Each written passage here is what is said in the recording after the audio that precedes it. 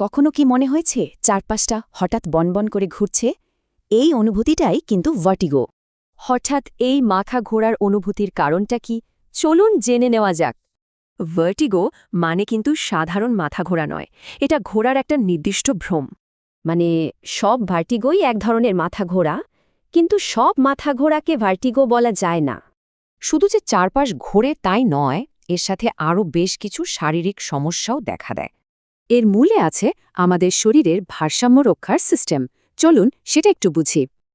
এই সিস্টেমটাই হলো আসল খেলোয়াড়। বলা যায় এটা আমাদের শরীরের নিজস্ব জাইরোস্কোপ। এটা মূলত কান থেকে মস্তিষ্কে সিগন্যাল পাঠানোর একটা 3 ধাপের প্রক্রিয়া। এই সিগন্যালগুলো সোজা চলে যায় মস্তিষ্কের ভারসাম্য নিয়ন্ত্রণকারীর এই অংশগুলোতে।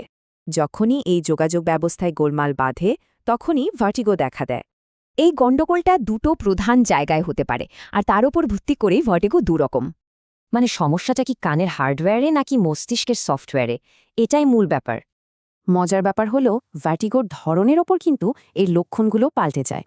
যেমন পেরিফেরাল ভার্টিগোর অ্যাট্যাকগুলো খুব তীব্র হয় কিন্তু বেশিক্ষণ থাকে না।